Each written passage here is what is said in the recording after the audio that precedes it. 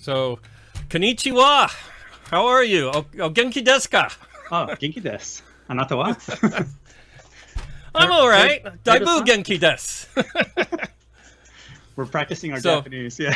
Yes, yes. Well, you're in the process of learning it, and I'm in the process of forgetting it. So Yeah, we're on opposite sides of the curve there. I bet so you're forgetting it faster than I'm learning it. Well, I learned it 35, 40 years ago, and as my memories fade, I lost all my Mandarin, which I learned like 10, 15 years ago. Okay. I also lost the guitar, right? Yeah. And as my memories go backwards, I'm starting to lose the latest Japanese words I learned are starting to fade. It's only the beginning word. So by the time I'm done, I'll just be back to the word hi, hi. Yeah. But your pronunciation is pretty good. You could convince me that you're Japanese from what little I know. My first word I ever learned, somebody had picked up what became the +4 at Commodore. It was a prototype, and he picked up the keyboard, and it had a real heavy metal sheet on it, and he flipped it over, and he goes, "Omoy," and he laughed, he giggled. Omoy, it means heavy or substantial. It's like anything. Okay. It's got multiple meanings depending on your context. Yeah. So omoy was my first word I ever learned in Japanese. And that's the best way to learn a word, right? When someone's like talking about something you created, and you're like, it'll stick in your mind. And, yeah. Especially if it's funny or something, Oh, yeah. Yeah, so I used to always get a laugh. I'd say, Futsukai, Yopadai is alcoholic or alcohol or drunkard or something. I'm sure you would go. Yeah. Futsukaioi means hangover, or it means the day after, which kind of means hangover then. I'm sure so I used to do a lot of mileage. Yeah. Oh, yeah. You probably explored all the sake and yeah. We got to try that. Yeah. So we're going to talk about ultra wideband today, right? You've got some examples that you and me actually worked on together, like a year ago now, right? It was, yeah. And it is still cool to me even today because it's so cool. I mean, well, the firmware that you did with it. So people that don't know, I'm Bill Hurd. Mike Fikes is joining us today. Ben can't be with us. And Mike's one of those people that doesn't have a problem doing software as well as hardware. At one point, I did code, I started doing both, but at some point in my life, I just kind of ended up being irritated by software. And so I settled on hardware, and then I did networking and stuff. But Mike did a pretty cool job of getting the firmware to work to determine distance using ultra wideband pretty accurately. And we're going to see some of that. But show us the ultra wideband board that we worked on. Oh, yeah. So here is, let's see if I can get this to focus. This is the board that Bill designed, and I may have assembled. I don't know if you assembled this one. That's probably me. So this is a ESP32 on this side, which was the processor we were using back then. And this was all designed to go into a car, so it had like a nice power subsystem along the top there. With some nice noise rejection and spike mitigation. You probably can't see these things. There's a it's an inductor in there and stuff like that, and fuse, which is good because you need fuses on these things when you when you plug it in like backwards. Fuses. Now it's a thermal reset fuse, if I remember right. It's that's a right. PTC. Yes. It'll turn off for maybe like a minute or two, and then it'll come back if you let it cool down. And I had a PTC save my life one time. It threw itself in front of the bus, saved my life, and then it reset, and everything was good. So I like PTCs, the thermal reset fuses. So what's on the backside of that? Yeah, okay. So there is, that is a UWB chip, and it's made by Decawave, which is now, I think, repurchased. Let me back up a little bit. It's not focusing, right? There you go. Decawave and Qorvo is, I think, the company that makes it now, but there's very few companies that make these things. That's just the older ultra wideband too. We're not talking about 5G here. Okay, yeah. This is underneath here is the chip and whatnot. I actually have one of these sitting around. Let me grab it. There's a I have one that I decapped or whatnot. I took the took the metal off the back of it. So you could see what's inside of there if you were to look underneath. You decanned it, yeah. Decanned it, yeah. But otherwise, and this one I took off the antenna too because I wanted to hook up a pigtail antenna. But the cool thing about the antenna let's see if you can even see this. You probably can't, but it's got an interesting shape. Oh, so you and me were actually removing, that's a chip antenna on there, Yes. but we were putting this into a metal housing, so we were actually desoldering the chip antenna and Yeah. adding a pigtail to it. I was proud of this because if you look closely, you probably can't see it, but to hook the I don't know if it was like a balanced line or single-ended, but there's two ends coming out. One, I think one was ground, right? And what I did here, you can't see it. I wish you could, but it's paper clips. I soldered some paper clips on there to hook it up, and it actually worked at 5 gigahertz. Wow. Wow. Of course, there's working, and then Yeah. there's also keeping your papers all nice and sorted, right? Yeah, it was probably just emitting from the paper clips. Right, right, The paper clips were probably the antenna as opposed to the real thing. right, right. Well, and we have to do a show sometime on antenna matching. That's something that Ben and I talked about. Man. Yeah. Yeah, because as you said, it could be emitting from the actual paper clip itself and whatnot. But it's possible to model all that and understand. Well, I'm coming out of the transmitter with this amount of imaginary vector and this impedance and the imaginary portion, and I need to get to here. So what do we need to do in the middle to condition that signal to match that antenna to that, including the paper clip in this case, so that it's emitting from the antenna and not being reflected and emitting from the cable going to the antenna, or in your case, the paper clip. So the it's worth talking about what ultra wideband really is and the shape of the antenna. Yes. Yeah. So I have one, but I think this one is probably doesn't really do it justice. This is a fancy looking one, but the main characteristic of it is that it fans outwards and gets bigger and smaller. Yeah, Bill's is better. That's a Vivaldi antenna? That's a Vivaldi, and this one's good to actually 12 gig, 900 meg to 12 gig. It says right on it, and it's all the frequencies in the middle are represented. That's the magic of a Vivaldi. And Ben could speak probably to it better, the math behind it, than I can. Mine has a little Viswar chart on it, right on the antenna, and it goes out to like 5 point something or other. Yeah. Right, right, and mine came with the chart also. So sign of quality, right? When the antenna comes with the chart, in your case, printed right on it. That's cool. So and we've shown these before. This is half of a biconical. So normally there's two of these, but they wouldn't fit on the camera. And it's same concept. All the different resonant frequencies are represented in here in a wide band. I forget what the frequency range on this is, but I have my book, and it's full of antenna factors. And that's another conversation, is about using antenna factors to convert a field of the field into an actual voltage. Yeah, yeah. The I have radio one field. of those too, and that's what I use it for, is like pre-compliance EMC testing to try to pick up any frequency rather than a specific one, right? Right. And yes, and that's why I have one still to this day, is I used to love doing pre-compliance testing and whatnot. Well, you went ahead and you got actually a TEM cell too. Is that something you can hold up real quick? Yes. Yeah, that's and we'll use that later on if we get to that in the show. This is a TEM cell, which is basically a strip line that acts as an antenna for the stuff you put inside of it. Yeah. It's like being inside a coax, Yeah. except you can stick your thing you want to measure in there, Yeah. and in theory, that's the only thing that shows up on your nice power resistor on the end there. That's cool. Oh, you like that load? Yeah, yeah, I love that actually. That's But I think that's for when you want to do the opposite, right? You want to drive it. Right. With a lot of power. Transmitter and see, yeah. So that's cool. So let's talk a little bit about why we were doing. First off, so we called that little thing you were holding up a chirp, if I remember right. Yeah, we did.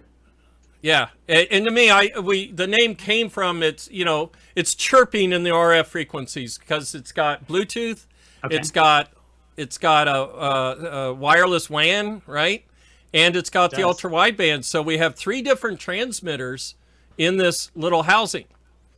And so one of the things we did was we ran the antennas in 2 different directions, just to like try and keep the coupling to a minimum. Yeah. And then we try to, and correct me if I'm wrong, I know the on the ESP32, it only turns on the Bluetooth or the wireless WAN, one or the other. But you also, when you do the ultra wideband, were you shutting off the transmitters on the ESP32, or were we just relying on the distance between them? Oh, so there's the ESP32 that at least I believe that for at least between BLE and Wi-Fi, I think it takes care of that, switching back and forth between those 2. Right. But I never did Right. like get to the point where I was saying, okay, now we're using UWB, turn off the BLE. Like I Right. never did get to that level of sophistication where I was like turning off. But that would be the right thing to do, right? You just want to like only use one radio at a time if you can. If you can, and that would be my fear, is that we be our own worst enemy inside that little housing. Do you have a housing handy? Oh yeah, yeah. This was Yeah. the metal housing. Basically, it's a tuned enclosure. At what frequency it's tuned to, I don't know. But my fear when we first did this project was we'd be our own worst enemy, shoving all these radio transmitters inside a small housing. But we got away with it. It worked, and and we try to. That's why even one, the transmitter is on the other side of the board. It's on the other side of the ground shield. Yeah, I know what would you mean. that really matter? No. But would it hurt to separate them that way? No. So that's why one of the reasons I did that. Checking to see if but there's tell any us, questions coming in. Yeah. yeah. So tell us, hey, Wes just joined us. Mondo's joined us. Unix is out there. The entire Unix operating system, as I said. Oh man, yeah. So tell us a little bit about why we did this. Okay, so we Vouch was working on basically measuring the distance to a lock that's in a car. So we were looking for, at the time we were actually using, you could use RSSI from BLE, the received signal strength indicator. Right. And you get like a dBm level out of that, and you can kind of roughly guess at how far away you are from a BLE dB endpoint. per milliwatt. Yep. Yeah. Yep. And that's like a coarse-grained distance measure, like perhaps like a meter or 2 in accuracy. Yeah, I was going to say it vary on lots of things, like how dense is the air, is it in your pocket, all kinds of things. The proximity of something absorbing it. Yeah.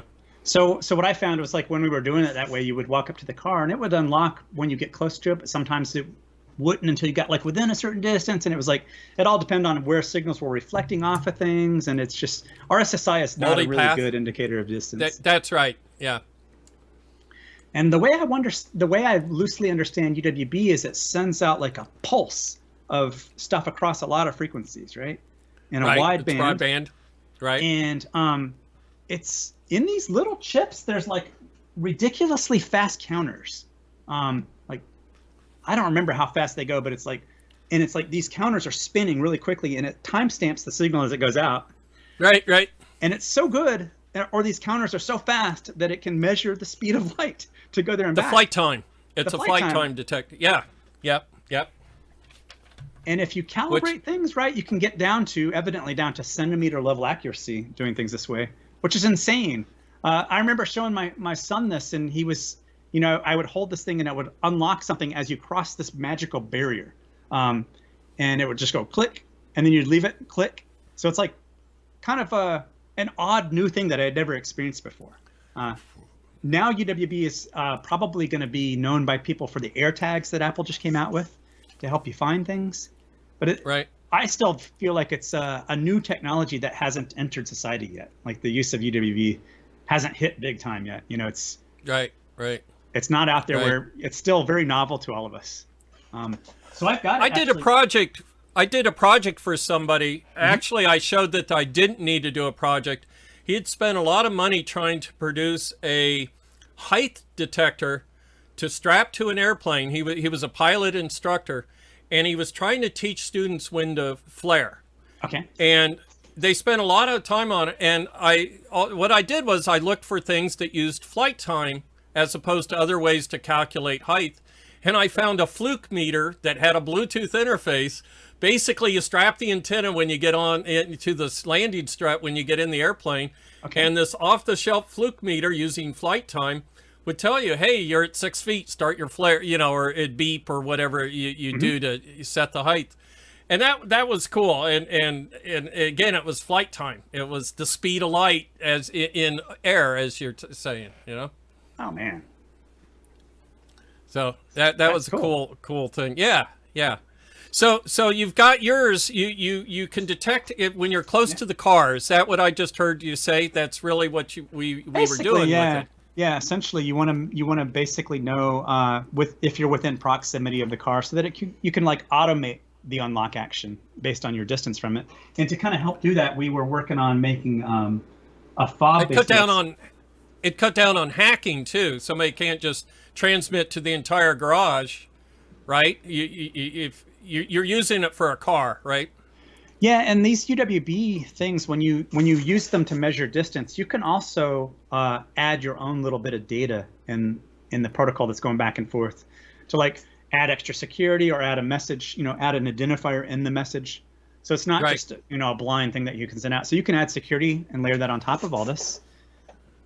And make it so that so you're using it to unlock the car. So you made part of your criteria, you have to be close to the car to unlock it as well. Was that true? Yeah, and as a matter of fact, you can use triangulation if you want to kind of figure out where you are. If you have multiple Bluetooth antennas, you can figure out where you are. And we actually did that as well. We had like 3 of these chirps in the car, and you could see like, oh, are you on the left or right-hand side? Yeah, that's cool. I've got a picture of that I could show you later on. Yeah, that's basically showing like, you're on the driver's side or not. Right. And we were looking at multiple antennas just because we didn't count on the coverage of a single antenna inside a Faraday cage known as a car. Yes. With windows. I was afraid of lobes and the fact you might move a little to the side and fall into a blind spot, but yet you'd still be probably picked up by antenna number 2.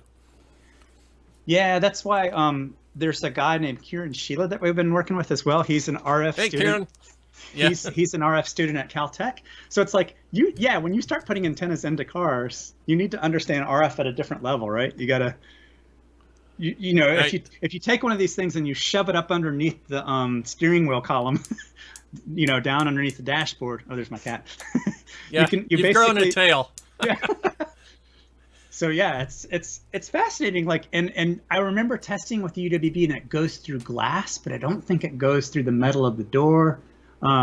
So like, it's a different signal at a higher frequency. So even those things come into play as well. Right. I don't recall. I remember I think you had to have like kind of like just line of visual sight almost. It was getting close to that kind of behavior, like where if you like had it behind the metal door, it wouldn't go through the metal. You'd have to get a reflection. I would expect it to reflect. I would expect it to reflect off the skin of the door. Yes. Yeah. So it's a. You imagine a car made of mu metal? It killed the magnetic wave. Also, it's. So what you got there? So this is another product of DecaWaves or Corvo, which is basically a UWB with also, in addition, a tiny little ST processors inside of here as well. And we used this to make a key fob. That's what this is. This is basically the fob, a smaller device. And I had it so you could put like a LiPo battery on it, stuff like that. But I'm just powering it through USB now. But it's basically interacting with this other chirp that I have on the bench here. It's basically sending out UWB pulses every second or so. I can share that screen that shows. Let me see if I can. Well, we did 2 versions of chirp. We did several versions of chirp, but we did a version that doesn't use the ESP32. Do you have that? One of those handy? That? I don't remember seeing. I know this is interesting when you build hardware. It's like these things are permanent. It's addicting, isn't it? Well, they're like, I find old ones and I'm like, I have like opened up some of these things and I can't even remember what was enclosed inside. I'm like, oh, this is an ESP32 based one. I couldn't remember, but it's like a permanent thing that you have now once you make it, which is completely different than software, right? Software, you like change it all the time. I mean, you have commits to your history in software, but hardware is permanent. You make them and it's there. So what we did was we wanted to see this work not in an ESP32 form, so you and me did one based on the Nordic part. We did, right? Yes. And I do not have one of those lying around. I would have to go digging and rummaging. I'm not that well organized. But so we did this twice, really, and it both worked, right? Or did we fully do the Nordic? Did you get that fully working? As far as I'm starting to get old too. I can't remember. I think we did. Yeah. I want to say yes. You are getting old, but I wasn't going to be the one to say that. Yeah. No, I can't remember what we did, to be honest. I think we did. I want to say yes. You did. I didn't want to be the one to tell you, but yeah, you had it working on 2 different cores, which is just a lot of firmware. Yeah. Yeah. So the way to make this work is these chips. If I remember right, you talked to them using SPI or I2C. I can't remember. One of those two. And you basically it's for the audience out there. If you're interested in these things, they're pretty straightforward to use because Qorvo, Decawave, they have source code you can get. And it's like the driver for the part, and you basically say, hey, do it. And they even give you example code on how to calculate the round trip flight, the round trip flight distance. And that's what's showing in the screen there. That's I've started sharing the basically there's a terminal jacked into this board over here. And this little fob here is basically, it's kind of measuring the distance between the two. So, right. And it's not calibrated, so it's saying like 90 centimeters. That would be about a meter away. It's not right now. It's about maybe like 30 centimeters away because I haven't calibrated it properly. But it is like once if you were to subtract out the offset, because the offset that could come into play is like maybe the antenna. For example, there's this little bit of a pigtail on this antenna. We took off the chip antenna and put a pigtail, so that can add like some extra centimeters that you would have to accommodate if you were like really calibrating it. Right.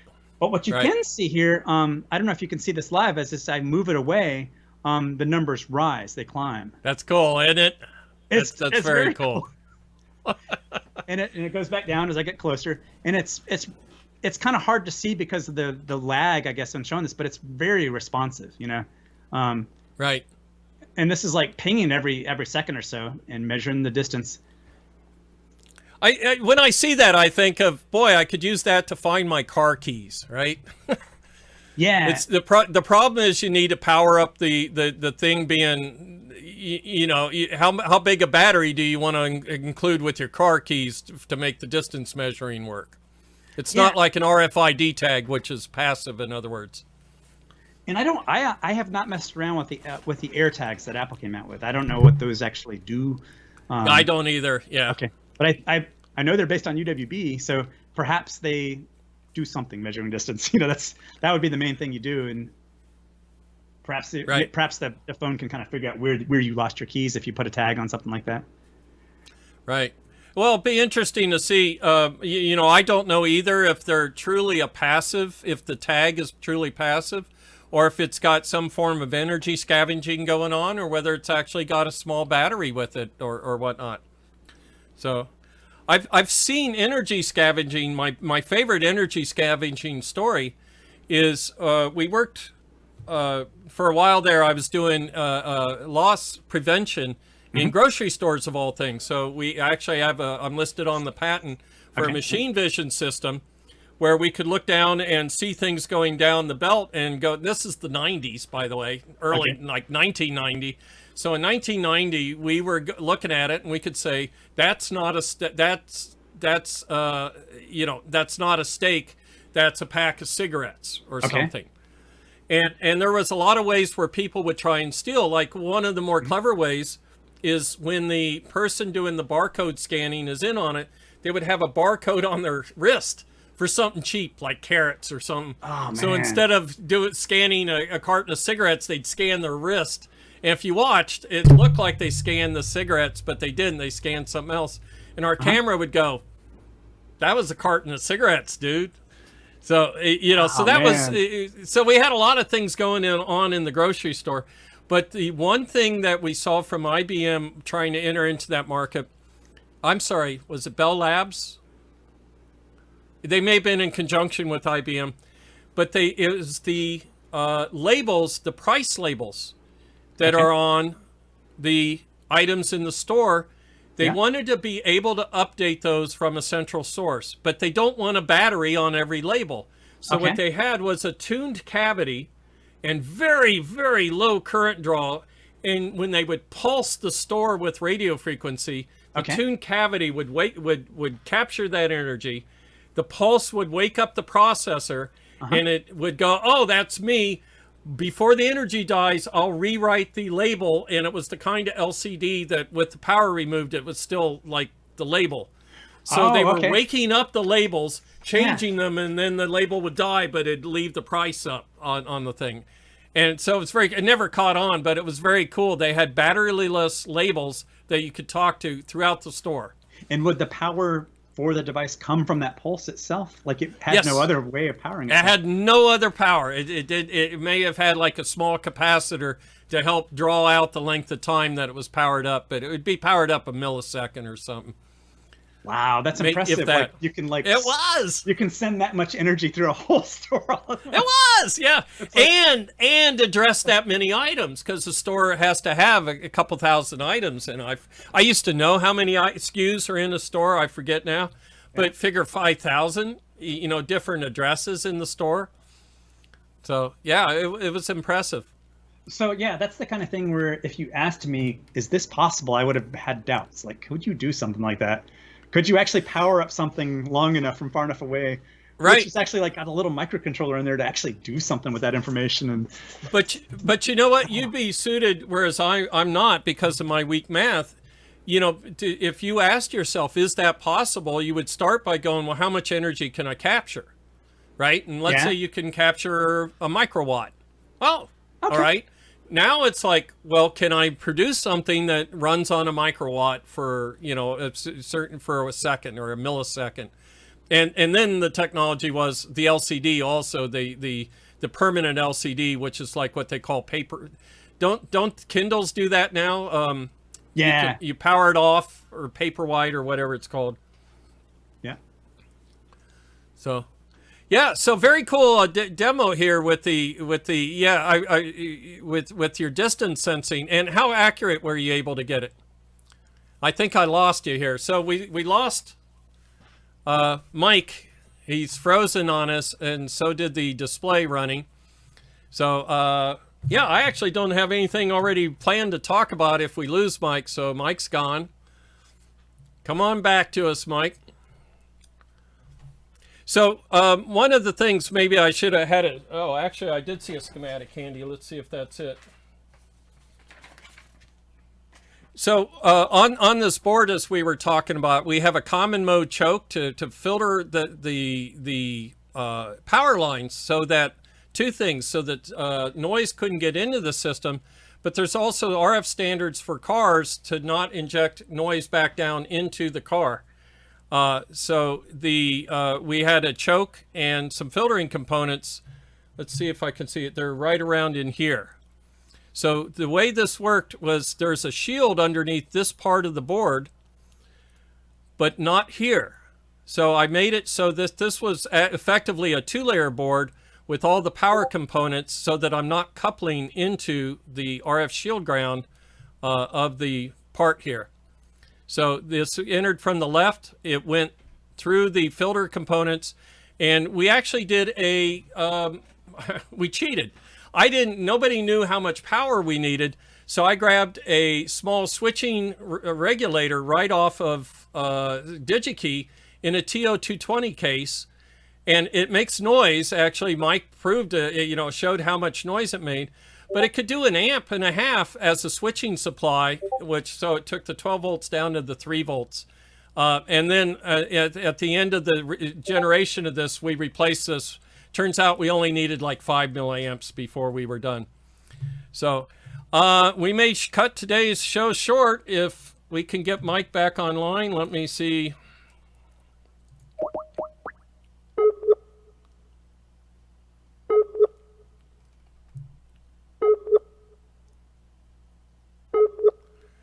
So that Mike isn't online. Wow, Mike's lost his His internet connection. So the cloud giveth and the cloud taketh away. You know, I do internet for a living, or I should say networking. And one of the things we have are customers who are, yeah, there's Mike. Are you back with us? There you are. You're moving. I'm not touching anything. I don't know what happened. Yeah, no, it actually said you weren't online there for a second. So, oh, man. Yeah. So what I did while you were gone, though, is I showed the layout a little bit of the of this part of the board. You know, I was talking about how we enter from the left to go through the filters, and then the fuse is right here. Actually, it never even dawned on me to. Oh, yeah, I can't make that bigger easily.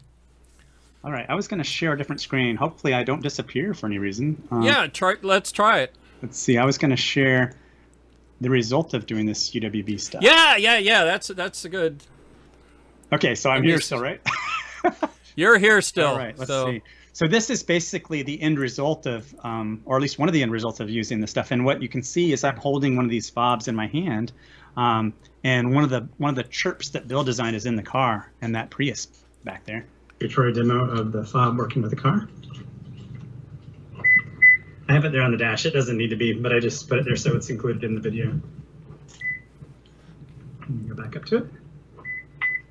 Cool. So that is cool. A demo of the fob. Whoops, hold on, let me turn this off.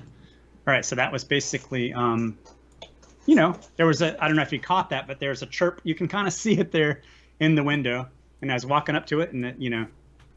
And the car chirped, so it was kind of a cool name to call the project before we were done. Yeah. Yeah, and I'll share one other screen. We don't need to watch the video, but it shows the triangulation stuff, which is kind of cool too, where we had 3 chirps there.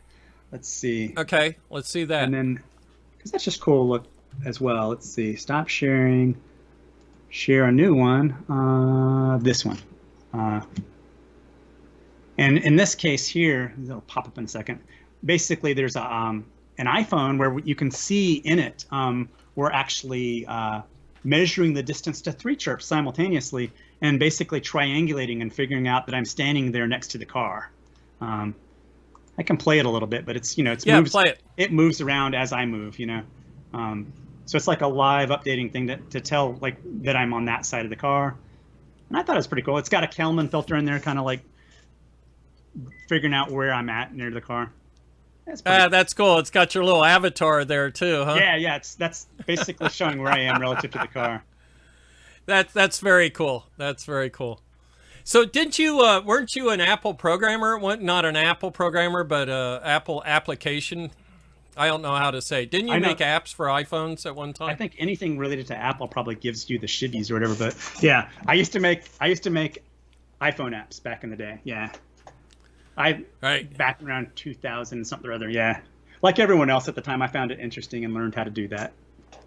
Yeah, that's very cool. Again, as a pure hardware guy, I would probably get a brain blow an aneurysm.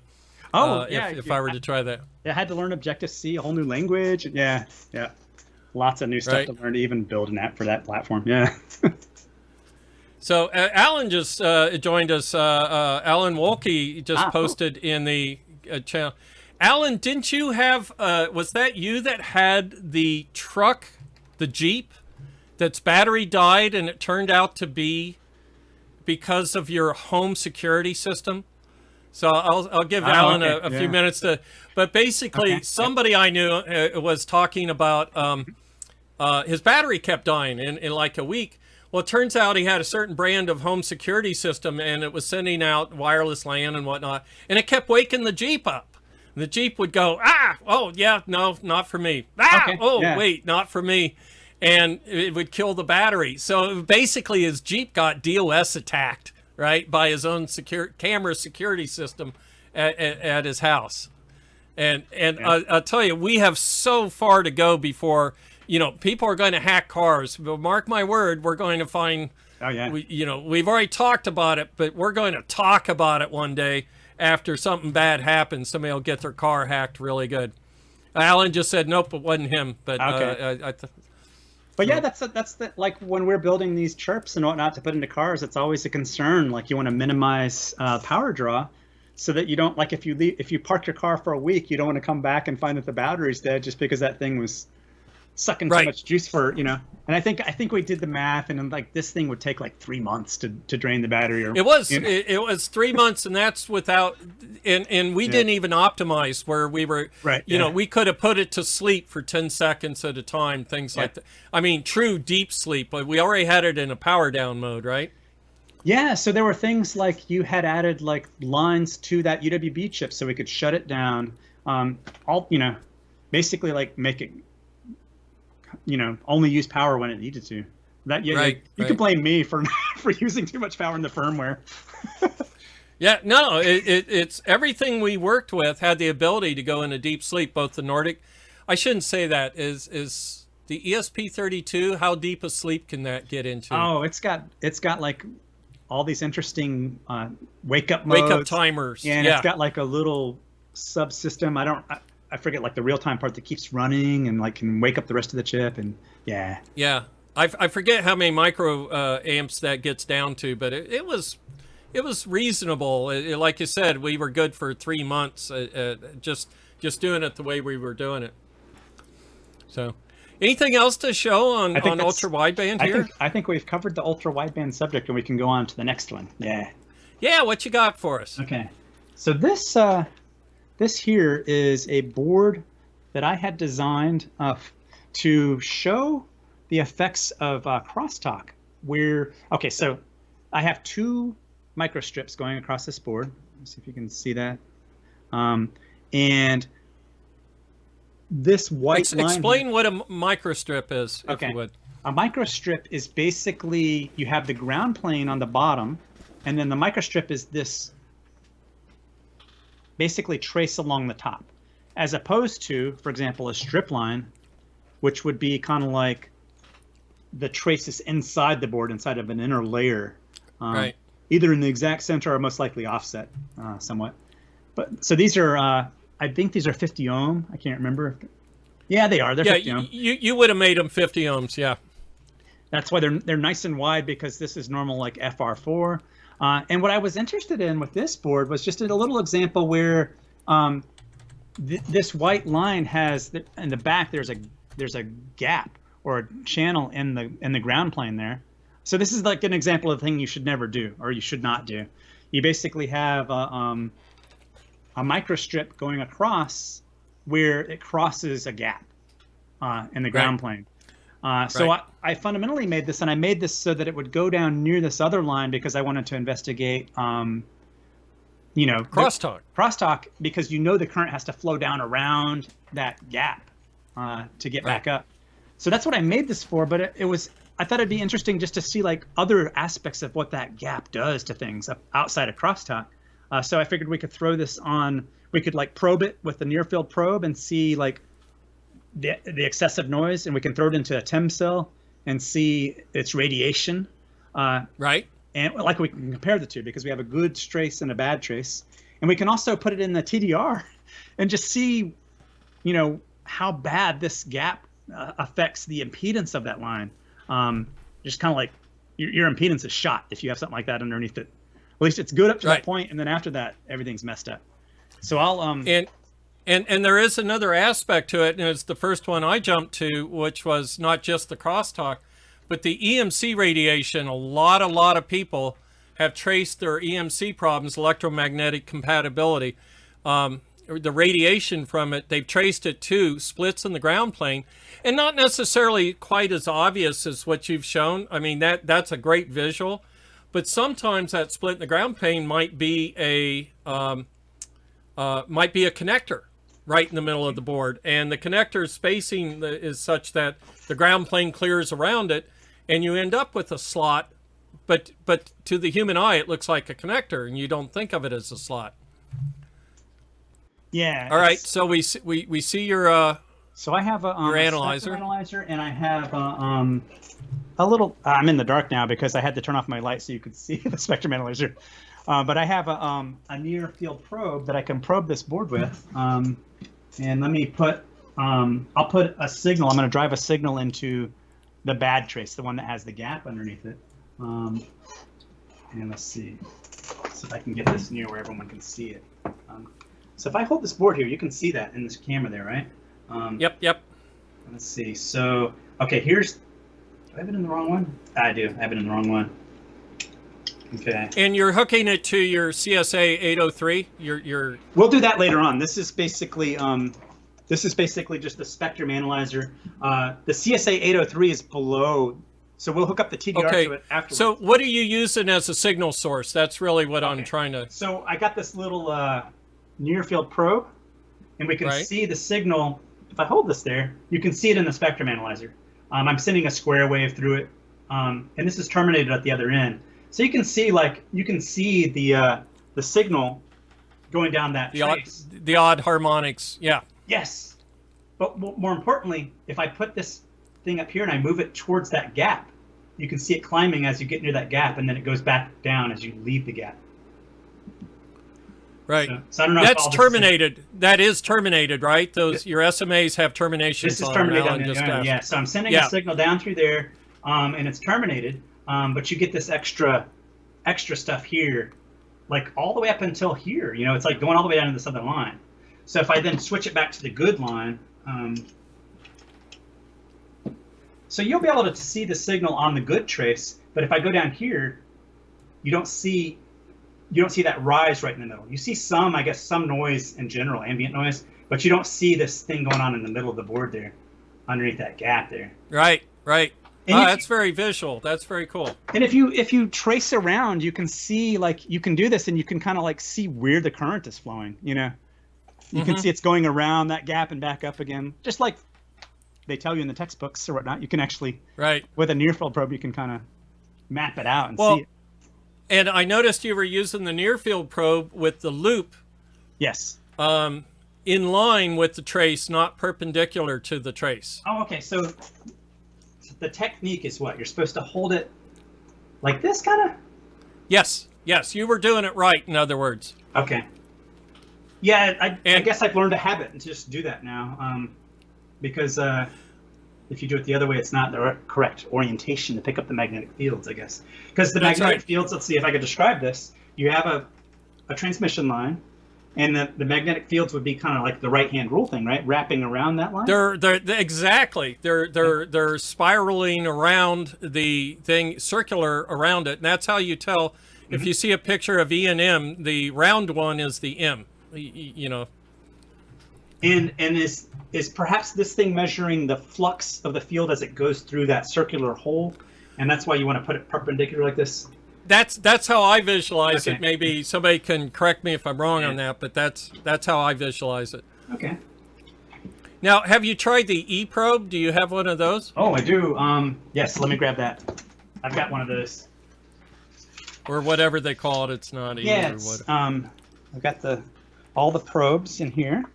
And now, how much did you pay for those probes? Oh, these, I think they were like 200 to 300. I want to say 250 if I had to guess right now. Are they made of PC boards? Yeah, they're very inexpensive. If you wanted to make your own, Dave Jones shows you how to make one for like $10, right? Yeah, I put a lot of time into learning to make my own, and then ended up not doing it. Oh, as a matter of fact, I even found these things to make your own probes.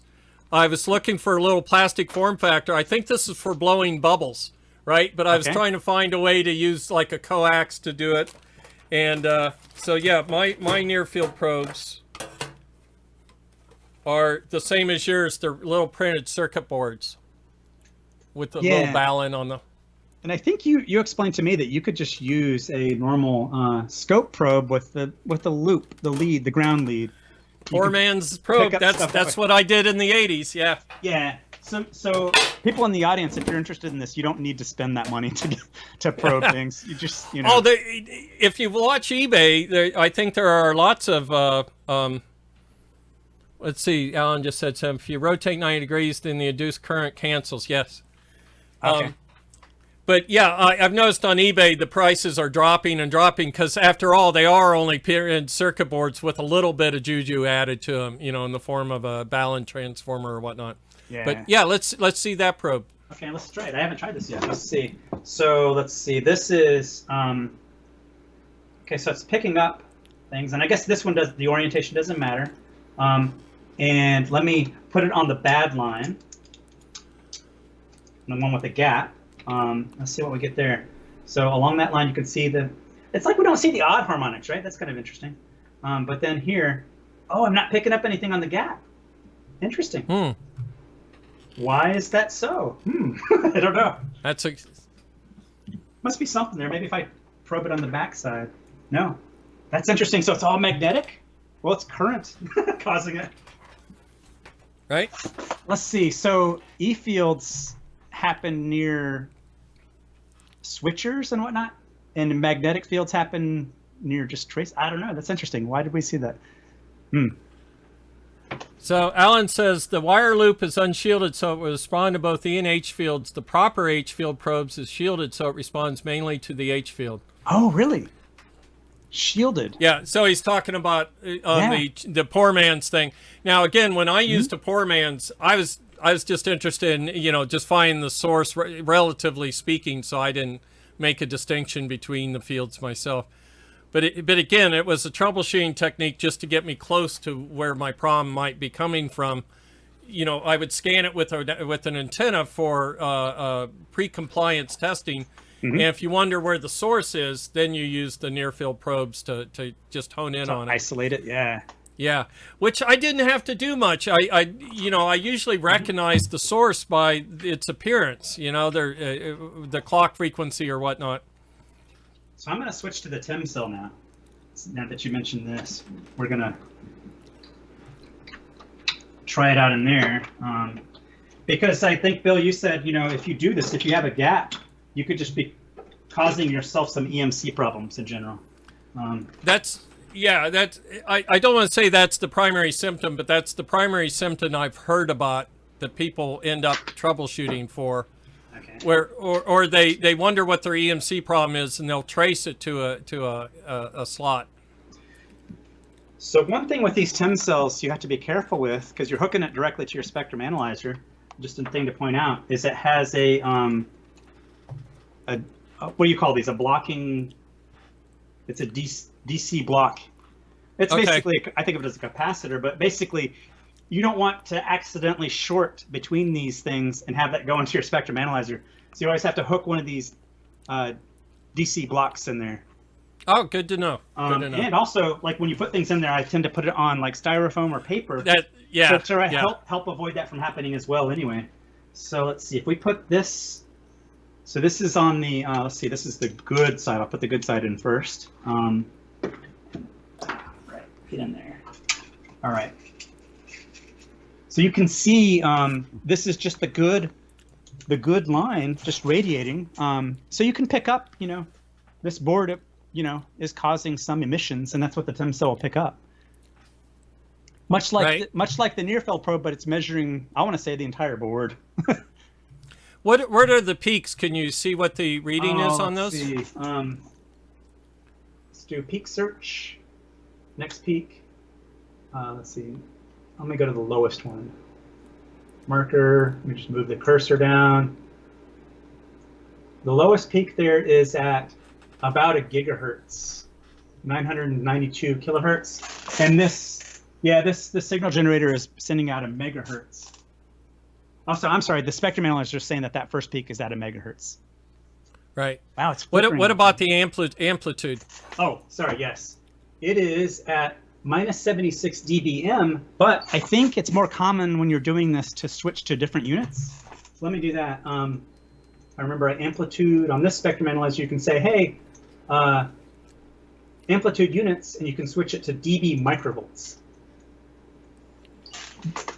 That's certainly more common when you're doing EMC with antennas, and I think it may be common with TEM cells as well. So we're sitting at like 30 dB microvolts or so. Right. And this is with the good trace. This is the one that doesn't have the gap underneath it. So I'm going to put it on the bad trace. Yeah. Alan explained, no voltage change around the ground gap, so no E field. Oh, okay. So going back to the... So this one is now showing a little bit higher. I want to say it's like 32.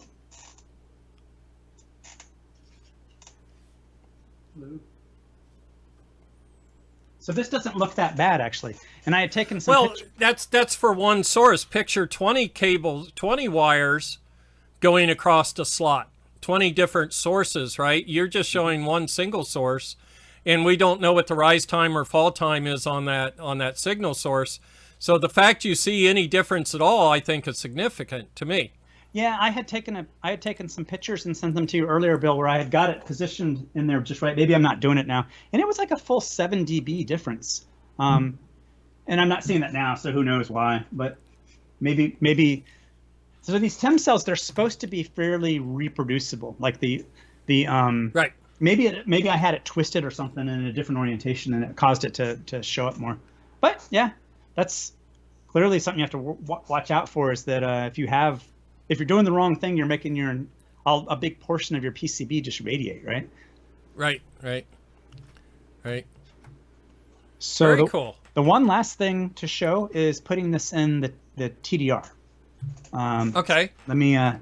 So we have about a few minutes left in the podcast. Let's see. Yep. Stop sharing this one. Let's switch it over to the TDR. And Alan just posted, if you hit the resonant frequency of the slot antenna, it'll get much worse. To me, the way I model that in my head is we energize it, and you can energize a slot antenna. You can energize a trace if you happen to hit the right inductance and capacitance. It can be tuned. It becomes a tuned stub, is the way I think of it. Sorry, I shared Skype itself. Okay, now. Yeah, there we go. TDR. Let me turn off another light. This is a problem with this. Okay. All right, so there is that's the TDR, and it's not connected to anything yet. Let me get this ready to go. Let me move the TEM cell out of the way. Okay, so TDR. I'm going to hook up the TDR to the good line initially. So, Alan, yes, Alan just commented on the T-shirt. Alan, I watched your video about the XY, the old Tektronix logo done with vector draw, and went to the website where that originally made that and got this T-shirt off of it. So, yes, so.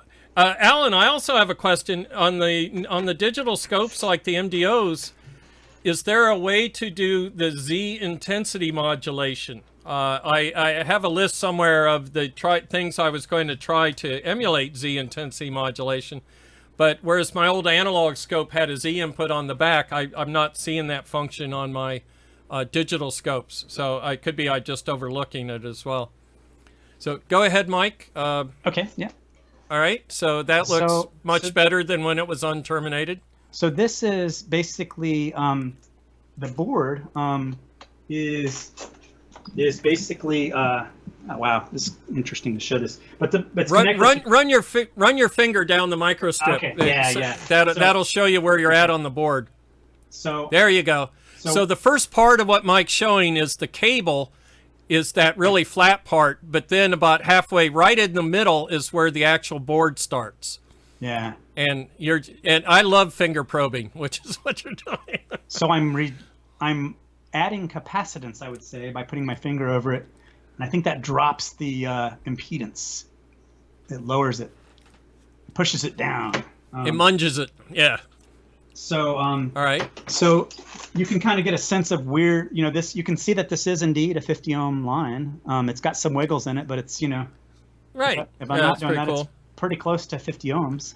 Alan just suggested the same thing about running your finger along. There's a delay going on, but that's pretty cool. He suggested the same thing. Yeah. So you can see like where the wiggles are is where the trace is. All the smooth part up to there is the coax. Right. And the connector. Yeah. Yeah. So now I'm going to take it and put it on the bad one. And what you see there is about in the middle, like up till. So if I do the finger thing again, right? I can put my finger up to the gap and kind of see. Then I love it. Let me zoom in. Let me slide it to the left. Okay, let's see. Yeah, I can't find my. I was going to say I have a dual board that I was doing TDRs on, but I was showing the difference between the weave and the horizontal and the vertical distant layers. I'm sorry, directions. So I was doing kind of, in other words, I had a board with two terminators hooked at the same time like you're doing there. But go ahead, now show us the... And by the way, I also noticed when I was driving with this other signal generator, these terminators got hot. I had 20 volts per division. I picked it up. I'm like, whoa, that's a nice warm terminator now. Hopefully I didn't destroy it. Right. But what you can see here is for the up until that gap, you can kind of do the finger thing. You can kind of like add some capacitance and make the impedance drop. But beyond that, if I slide my finger, I'm doing it really slowly, you can't really even see my finger anymore. It's like beyond that gap, there's no visibility. Like you've messed up with the impedance so much, you can't even really. And if I go down, I can even see like if I hold the board up here at the top where this gap is, I can mess with the impedance. Oh, look at that. I wouldn't have thought of that. That's cool. Like all over the place, yeah.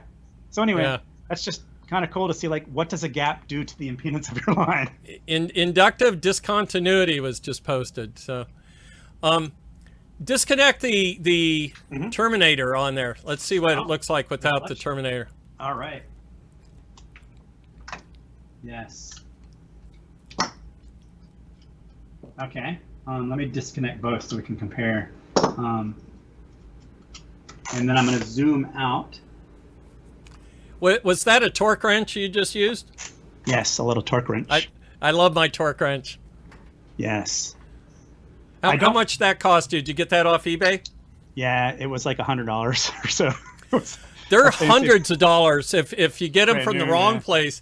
I think if you get them from one place, it's like $1,000 for a torque wrench or something. Oh, it's wow. like, oh my God. Yeah, it was horrible. So the reason I bought one of these was I was sitting there doing a project, trying to do some stuff with RF and little mini circuits things and hook them together. And it was like things weren't working properly. And then I noticed when I shook the lines around, things were messing up. And I'm like, you cannot with your fingers tighten it enough. You have to use a torque wrench to get reliable, reproducible setups. And I'm like, okay, I'm done with this. I'm going to buy a torque wrench now. Because I wasted in audio, we have something called cable rustle, where you can move cables, and you hear it in the audio. You'll hear, and you're changing the aspects of the cable. So it's I haven't heard it in 30 years, but that's from the old days. Okay, so I'm going to plug it into the good side. And let's get this set up properly so you can kind of, there is the reflection off the other end. Let me turn off this light. That's the reflection coming off the other end without it being terminated now. So how many picoseconds per division are we looking at here? Like 500 or something? It says 1 nanosecond per division right now. Okay. And you can see I'm doing the finger thing there. And so you can see the part of the board that is the trace. I'm messing with the part that's the trace right before that reflection. So it's about, your board's about 6 inches wide? It is actually, yeah. Yeah, because like a rule of thumb is 6 nanosecond or 6 inches per nanosecond. Okay, yeah. Yeah, math works. Sometimes when people know math do it, yeah, not me, but yeah. So now I'm going to plug it into the bad side again. And yeah, look how ugly that is. Yeah. I could do the finger thing, and it's like, yeah, it's all over the place. It's like you can't even really see. Let me zoom out some more. Well, the signal's bouncing up and down and back and forth by the reflections when it hits the discontinuity. Yeah, it's just ugly. So, yeah. I think it's cool. Very cool. Well, we're coming up on the top of the hour here. This was great fun as usual. These TDRs are addicting, aren't they? So it's fundamentally something novel to measure that if you don't have one, you can try to make your own TDR with you can make your own TDR with some coax and you can do stuff with, you could put a pulse into a coax and do it with your, Leo Bodner. Yeah. Leo Bodner's pulsar is a great way to get started for like $60-70. And the main thing that you get by getting like a real TDR is the increased or a better resolution. Right. I want to say, like, if we were trying to do this with a Leo Bodmer pulsar, it probably would work because this board is so big, right? You would see, like, it's like 6 inches long. You could probably do this. But if you're trying to see, like, the actual impedance effects of a connector itself, or, you know, as it goes through, like if you have a decoupling vias, you probably can't see vias. It would be my summation of that. Yeah, it's like with a Leo Bodmer pulsar and an oscilloscope, maybe you can see things down to like 1 inch or half an inch maybe, whereas this can get like a little bit more, like 1/4 of an inch or so. That's I can actually see vias on mine. I did a test. I did a Hackaday video, and I hit a field of vias, and you can actually see the different vias, actually, the discontinuities. If I zoom in on this, you can kind of see, yeah, you can see some pretty fine detail. And that's 500 picoseconds per division, 100 picoseconds per division. I lost it. That's cool, isn't it? It's you can really zoom in and still see, like, yeah, features at that low. That's 100 picoseconds per division. Yeah. Yeah. Amazing. Yeah. Once I saw a CSA 803, which is old, right? I mean, they're 20 years old, but yeah. I just had to have one, and it's a great piece of gear. If you don't know, let's see. I'm going to zoom out a little bit. The device itself, this part is where the money is. This little thing here is like the main part. It's maybe like $700. SD24 or something like that, right? It's a tiny little thing, and then the rest of it is this mainframe that's like $250, and it's gigantic. It's got all this probably TTL circuitry in it to make it work. But this is the thing that you got to baby and take care of. Right. And the rest of it's a tank that is sitting inside of it that's gigantic. Yeah. And I actually use my wrist strap when I'm playing with mine, just because so I don't pop my SD24. I always do, and I forgot to because we're on the podcast. But yes, I'm always like so afraid to get near that thing, especially during the winter. Yeah. I was gonna say I'm not saying they can't make ESD protection run at 20 gigahertz, but if they did, they would have put it in. Yeah. So, all right. Well, hey, this was excellent. This was a lot of fun, and I saw some things I hadn't expected there. That was pretty cool. I love sliding the finger on a microstrip. Always reminds me of the old microstrip lighting controllers and audio controllers and stuff. So yeah, every time I try these things, you invariably run into something that you didn't expect, and it's like an opportunity to learn. Like why did we not see the E field on that thing? You know, it's like just you have to build these things and try it. Yeah. Right.